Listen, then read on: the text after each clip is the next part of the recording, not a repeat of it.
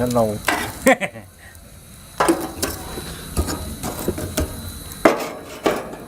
โอ้โหนะลุง เอาเลยม้วนเดียวเลยเอามานั่งเอานั่งเอา อะไรที่ลงตัว มานั่งทางนี้มานั่งฝั่งนี้ดีละไปข้างเดี๋ยวก็เข้าไปข้างในครับ สมุนมันจะลงพอดีนะ นั่งถ่ายวิดีโอเลยครับ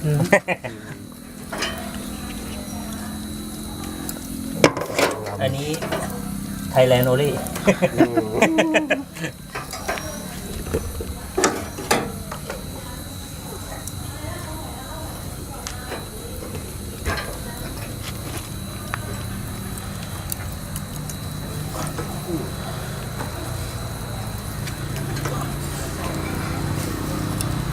เนี่ยในนี้ด้วยนี่ ได้ครับ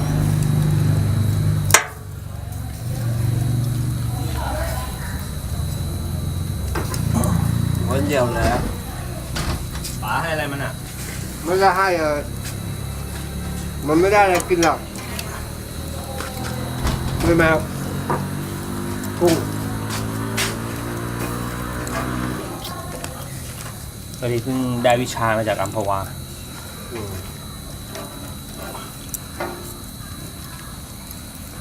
ทดลองซะเลยใช่ไหม ใช่โหเขาตกมาปึ๊บเขาปิ้งแป๊บเดียวตำพริกโอ้โหสุดยอด ใช่ไหม ใช่ หวานสุดเลย ใช่ จากแม่น้ำเลยอะอันนี้ลูก เอ้ย จิ๋ว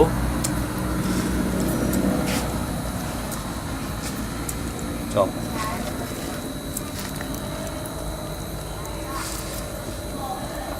ที่บอกว่ามาก้ามมันกินโหโคตรอร่อย เหมือนกับเนื้อปูอัดเลยอะแต่ก้ามมันนี่ขนาดนี้ โล1,200กันถึงจะอร่อย ใช่ครับ ประมาณตัวหนึ่ง4 ขีดอะ5 ขีดนะครับ มากินข้าวแต่ปลานึ่งของไม่ได้ นั่งนี่เลย นั่งข้างกันไม่หน่อยค่ะปลานึ่ง ฮัลโหล ฮัลโหล เขาเรียกว่าอะไรคนพยายามฟังว่าถึงเรากำลังหัดพูดภาษาอังกฤษแล้วไม่ค่อยแข็งแรง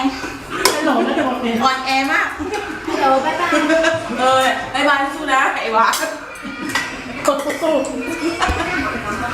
ไม่หากั้งหรอ นั่งนี่ อะไรกันอาดังกินปลาเนี่ย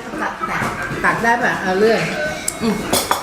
อร่อยมาก เอากุ้งเอาเรืออะไรก็ได้ เฮ้ยอย่ามึงย้ายดิอย่ามึงย้ายอย่ามึงย้ายดิ ไอ้หนุ่ม นี่เชี่ย จริงป่ะอร่อยมากคิดว่าไง นั่นแหละ ให้แม่พูดให้แม่แม่จะได้ ไอ้บ้างนะลู ฟิ ก วแม่พูดแล้วได้ฟิวเอาไปไหนอ่ะกว่า เนื้ออิ่ม ไปเรียน อาดังแกะปลาเป็นป่ะ ที่ทำงานเองเขารับคนบ้าง ใครจะเข้าบ้าง ลูกสาวอะไรไปทำพวกอบรมพวกนี้ดีชอบ ไม่อยู่ก็แกะ เดี๋ยว ปลาให้ เขาจะรับไอทีอยู่ค่ะไอทีได้ไหม ไอทีไม่ได้มันเรียน เอาเน็ตอา SR พวกนั้น อาดังเลาะปลาตรงนั้นนี่ก็เลาะนี่ ไอทีจำเป็นเงินเดือนเท่าไหร่คะ ผมอบตหมื่น แกะเป็นป่ะเอาตรงเนี้ยตรง ถึงคุณจะย้าย ช้อน ผมควรจะย้าย ไม่มีก้าง ไปอยู่ทำอะไรก็ได้พวกไปคอยอบรมอะเขาชอบไปอบรมเลยอบรมเซฟตี้อะไรเงี้ย เอาช้อนตรงนั้นมันร้อน ดังมันเลาะปลา หรือมันจะมีอยู่คนนึงมันจะลาคลอดเนี่ยเขาอาจจะรับ ทำนะเอาหน้า เงิน19,000นะหนูเราทำไม่5 เดือน น้ำด้วย มั ป่ะ นก็ดีอ่ะ เอาซอส แล้ว ซอ ทำ ส อะไร ไปดี ก็ ใกล้ คอย ๆ อบรม ซอส นะ ทุกอย่าง มันดีครั แต่ บ สนุกค่ะ สนุกอันนี้มันก็ชอบไงนี่มันชอบสนุก ช้อนตรงนั้นก็ ชอบไป ตักไม่เป็นเนี่ยเดี๋ยวเขาตักเอาพี่ ถ้าคิดเลยวะเนี่ย ยอดอ่ะ อร่อย แจ่มว้าวมาก เฮ้ย ทำไมไม่เชื่อ แค่เอาน้ำจิ้มราดกันกับข้าวยังไม่กินเนื้อปลา นึ่งซีอิ๊ว อุ้ยดังลูกเป็นเล่นไปจริงอ่ะนี่เป็นเซลล์นะเนี่ย ใครทำ ไปถึงจุดไหนแล้ว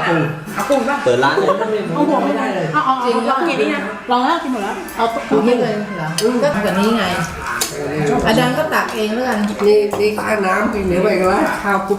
นี่เด็กยังกินราดข้าวเลยค่ะ อย่าลืมกินซีฟู้ดด้วยเหรอ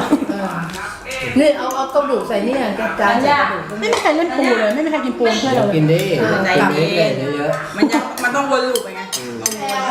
ยังมีหมึกอีกยังมีหมึก อา อีก ดังให้หมึกกินไงปลาเนี่ยอาดังตัก เอาอะไร เอาตรงน้ำอ่ะเอาช้อนขึ้นมาก็ได้ตักน้ำแกงอาดังเขาชอบกินน้ำรา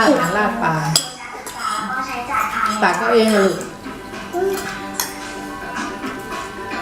พี่ปุ้งมาเปลี่ยนพักของจิ๊บไปใช่ไหม ผม เผ็ดใช่ไหม ไม่เผ็ดครับผมกินเผ็ดอยู่นะ เขาดูสีแล้วจะแซ่บ ตัวเขาทำเองเลย ด้วยใจด้วยใจ ได้ไก่รสเด็ดด้วย ฮะมีรสเด็ดด้วยเหรอน้ำจิ้มฮะ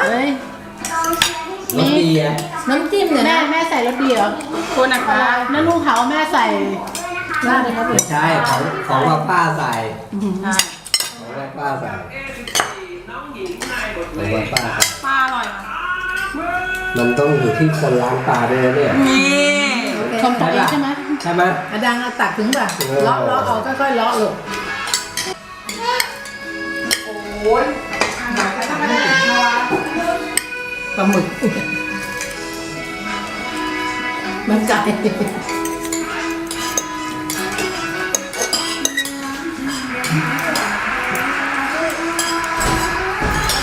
เอาข้าวก่อนดัง มองเห็นนะครับ ก็เนี่ยกำลังพยายามทำโคต้า โอ้โหมาแล้วครอบครัวเปรี้ยวเพิ่งได้สูตรเด็ดมาจากแม่กลองนี่มือปิ้งย่างโอ้โห เอาข้าวก่อนโอ้พกมันในตู้เย็นอยู่อีกเลยนี่แหละ เพราะว่าที่ร้านเนี่ยจะแจกอันนี้มาคนละอันคนละแบบเล็กๆ เราไม่ตัดกันด้วย เฮ้ยของมันต้องมี แบบ โอ้ นี้เขาตู้รู้หรือ เบา เปล่า ๆเดี๋ยวกาไอ้กระดูกตีกระดูกแล้ว ต้องแรงกำลัง จะจำไม่ได้ตอนมาเลยอยากเล่นใช่ไหม เนี่ย เอาไอ้บง เนี่ยหัวเราโปมันไม่สุดเราไม่กล้ากินเนี่ยเราก็หักหัวอะไรกินไม่กินหัว กำลังมันเลย มันต้องฟิว อันนั้นเอาไหม มันติดนี่เลย อะไรคะ กินแบบมันหยุดไม่ได้เลยอ่ะอันนี้อ่ะอะไรดูแล้วก็เต้นอยู่ได้เลยอ่ะเปิดดูไป เลยนะฮะมาคนนี้เด็กผู้ชายกันบ้างครับหนุ่มน้อยสู้ชี มึง วิต จะทำงานอย่างเงี้ย เติมเต็มความฝันของ ไม่ได้หยิบไปกินมันเลยคือยิงยาวเลยค่ะ เมคมันนี่อยู่มันหยุด ปกติเสาร์อาที่หยุดปะวะ ปกติอยู่ใช่ไหม คือเขาก็ให้หยุดแล้วแต่ถ้าแบบทำก็ได้ตังค์เพิ่ม อ๋อก็ให้มัน ออก เรียน แล้วเรา ให้มันเรียน เราจำเลย ไม่ก็แล้วแต่ มันจะแล้วแต่เขาจะจัดจะตรงกับวันไหนอะไรไงเนี่ย อยู่ในที่นี่เกิดที่ได้เลย ไม่คือเดือนตุลาป้ากลับพ่อกลับมานะเราอยู่ตลอดเลย ก็เลยได้แค่นี้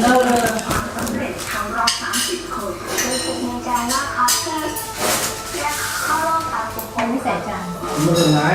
โต๊ะต้นไม้ยังมัน ที่ไหนกินนิดเดียวเอง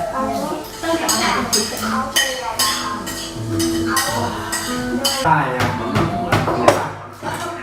มันก็เป็นธุรกิจที่แบบ ใช่ มองภาพรวมแล้วผมว่ามันก็คุ้มนะ อยู่ที่บ้านถูกแต่บ้านของนอกเพราะค่าเป็นชายมันถึงแพง ลูกค้าบ้านมันกี่พันล้านกี่ร้อยล้านคนแล้วล่ะเดินทางอีกอ่ะ ป้า ใช่ป่ะ ป้า ผมว่าโอเคนะ ป้าแก้ว1 บาทเดียวใช่ไหมของป้า เออมัน เก้าเท่าไหร่กี่ดอน มันวางแผนพูดถึงเรื่องวางแผนเรื่องติดดี เมื่อไปต่ออายุปีแต่ละอะไร มันมีพี่น้อง แม่ก็ไม่รอเลยกำลังเลยไม่อยู่เป็น กันเลย แต่ว่าถามว่าวงการ คืออันนี้จะจบแล้ว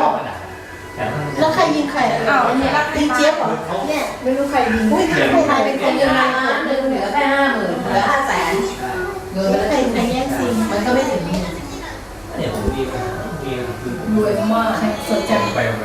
ป่าไม่มีผมไม่ถึงได้เพราะว่าผมก็อะไร ปล่อยมันสักพักก็ได้เก็บรองเท้า เยอะ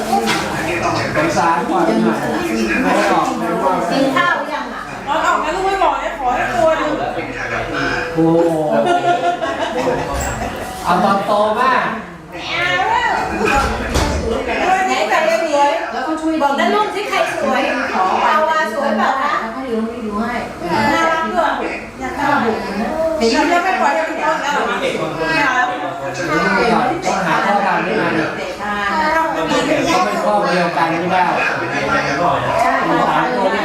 กัน เตะฟุตบอลเลยต้องเตะ แม่มันเนี่ย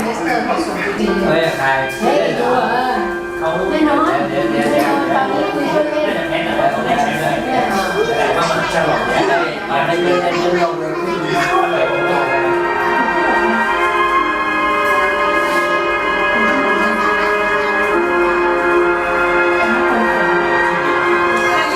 ตายเลย แล้วใคร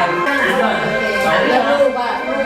มันเป็นรูปก็โพสเนี่ยเดี๋ยวไม่ได้คิดว่ารูปจริงรูปของผู้ชายเซเลบเลยจริงๆแล้วอ้าวที่รูป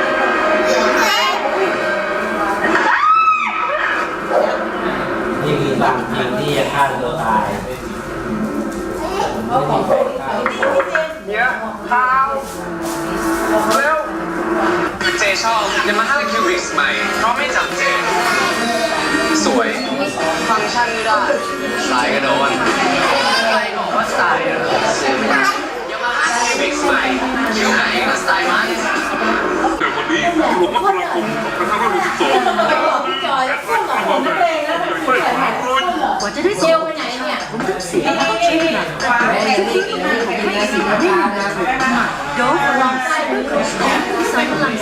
ซ็กซี่ดีกว่าเซ็กซี่ไงเซ็กซี่เอาวะขายเซ็กซี่เซ็กซี่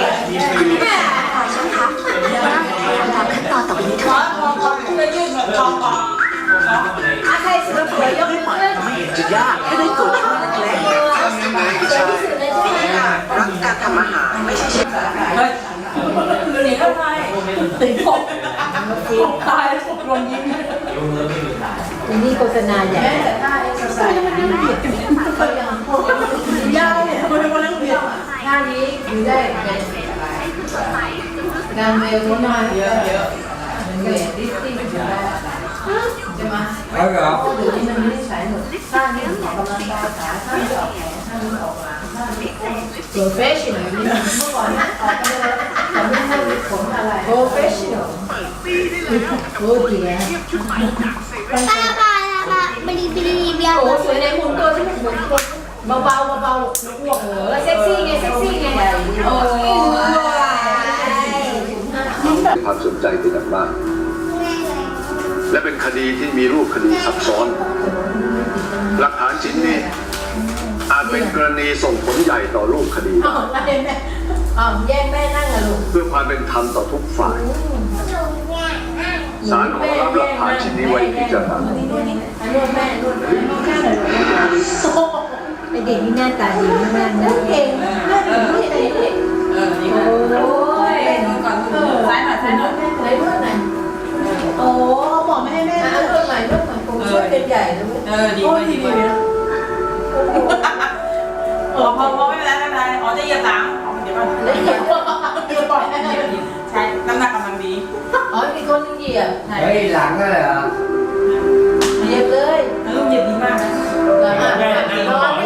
เหยียบ ขอโทษนะเฮีย จริงๆเหยียบโอ้โคตรสบายเลย มาเหยียบแล้วเหยียบน้ำ เนี่ย เรียบร้อยก่อน นอนใจนะ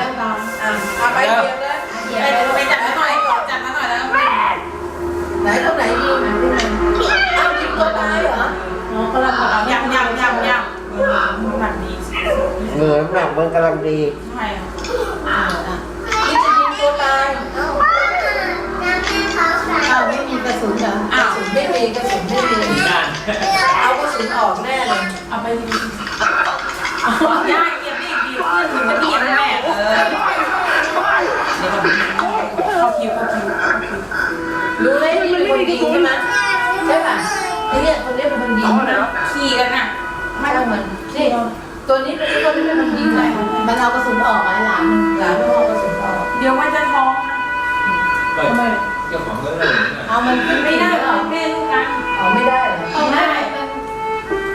หมา ข้าวมันใช่ไหม มันนั่งกันแล้วเหรอมันนั่งอยู่ฟิชชี่กันอยู่ เมื่อกี้นี่มันขี่กัน ซึ่งเป็นภรรยาข โอ้ องคุณ เก่ง เสริ นะ ญ เนี่ย โดยเหตุการณ์นี้ครับมีนายอัศวะสุริยไพโรจน์หรือว่าน้องเอหลานชายของคุณเมธแล้วก็เป็นลูกชายของคุณอัศวะสุริยไพโรจน์ร่วมอยู่ในเหตุการณ์ขณะนี้ครับตำรวจ ทำได้แปะๆลงโอ้โหไปไม่ลงเลยเนี่ย ผลว่าจะเกี่ยวข้องอะไร ว่าพี่หนุ่มเหรอ เอ้าไม่ว่าแม่ ไม่มีความน่าในฝ่ายที่ความสัมพันธ์นั้น นี้ในช่วงนี้ครับ โอ้เก่งมาอย่าให้ว่าไม่จบมาไม่จบ ทางจังหวัด แม่แม่ จะให้การรับสารภาพ แฮ่แฮ่แฮ่ หรือปฏิเสธ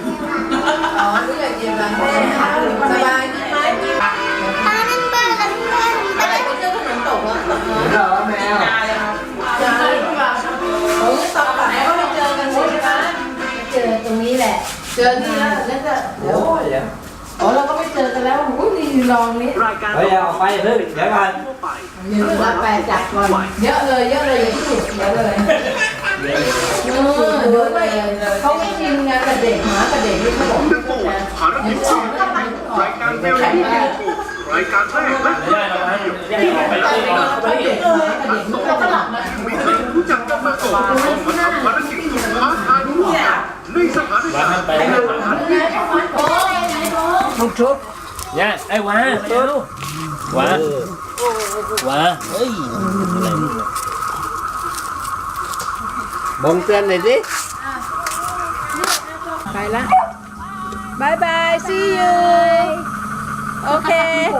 ตัวเล็กโผล่ตัวเล็กโผล่ มือใครเล็กๆน่ารักจังเลย บายบาย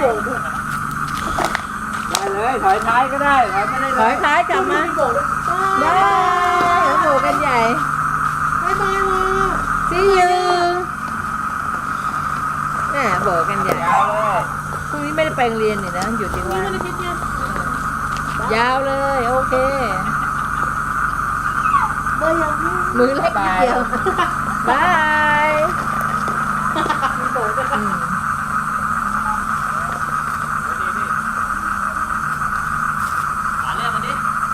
ชุบไปดิมาแล้วชุบ จะออกไปข้างนอกเหรอ จะชุบไก่บงเหรอไก่บงมันกันอยู่เนี่ย